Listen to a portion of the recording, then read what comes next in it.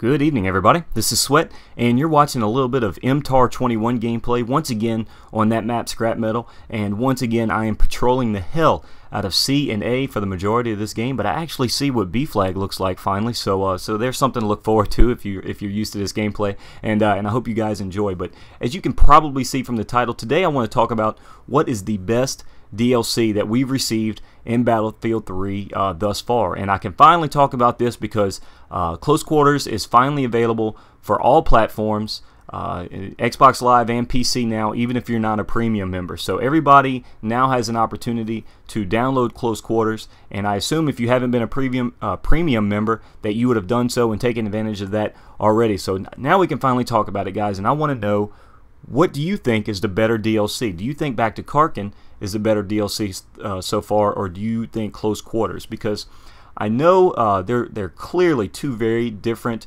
types of maps that were involved with that, two different game styles that are involved in that. But I tell you, the two things that stand out to me are the weapons themselves that were introduced in each DLC and the maps themselves that were introduced in each DLC. And because of those two things, I'm split on it. I really don't know if I could pick just one. If I had to choose, I think if I had with my arm twisted behind my back, I think I would choose Back to Karkand because I think I would rather play the maps and the game modes on those bigger maps than only be allowed to play the Close Quarters maps and only Conquest, Domination, or Gunmaster, you know, on those types of maps. So had to choose, I think I would choose Back to Karkand, but I don't even think it's close. If you compare just the weapons, I think it's a landslide for Close Quarters. And I mean, if you kind of want to compare them a little bit, you will look at the weapons very quickly. For Back to Karkand, the FAMAS, which was, you know, buffed and nerfed, came out so OP. So I mean, that's something that's always been kind of controversial.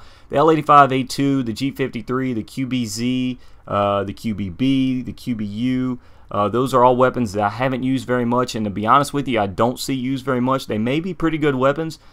They certainly don't seem to be that popular, and whenever I gave them a shot, it was on console. And for me, when I was on console, there were better options out there. And of course, everybody has a different opinion. So if you enjoyed those weapons, then by all means, you know, you do what you like and you do what works for you. The MG36, I know some people think that's the worst LMG in the game.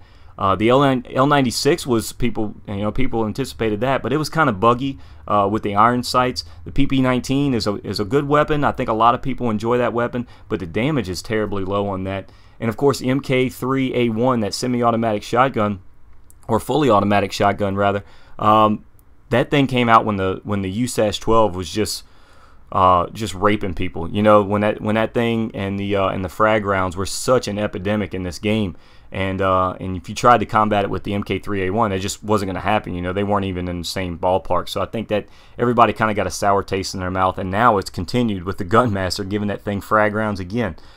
So you look at close quarter weapons, it's a completely different story. People were really anticipating the AUG-A3. People were really anticipating, it turned out to be a great weapon, the SCAR-L. The L86A5, the L86A2 turned out to me to be one of the best LMGs in the game, hands down. I don't want to piss off too many more people with the LSAT. Oh look, that's what B looks like. I don't want to piss off any more people with the LSAT because I don't think it's a very good weapon at all. But you know, a lot of people are kind of torn on that one. So ACW-R, people really anticipated the ACW-R. The MTAR-21, people were really excited about the MTAR-21. The M417 I think is going to be nerfed a bit because that thing is a beast as a battle rifle. The damage is really high.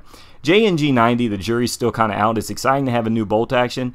It just seems buggy. I don't know what's wrong with that thing. SPOS-12, everybody, I mean, come on, a lot of people were ready and waiting for the SPOS-12. And the MK5, I think a lot of people would prefer the MP7 if you had to choose between those two. But I still think it's a good weapon. So weapons-wise, close quarters, landslide. Maps and overall, I still think Back to Karkand, guys, and just like the Wake Island. I don't even care how it plays on Rush because I think it plays terribly on Rush. It's still a beautiful map to me to look at. Gulf of Oman is a map that people really enjoy. I think Sharkey Peninsula is one of the most challenging maps if you're playing a really good team.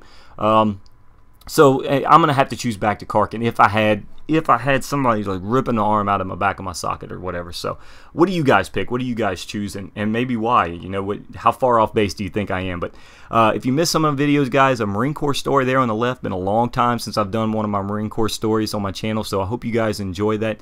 Video on the right is how do you guys PTFO? How do you guys play the objective on all these new close quarters maps? And if you're new here, just click that subscribe button right there in the middle of the screen. Hope you guys enjoyed this video. Can't wait for the Failtage, Trolltage to be up in a couple of days. Hopefully tomorrow, maybe not until Friday, but we will see. And thank you guys again for watching. Y'all have a great day.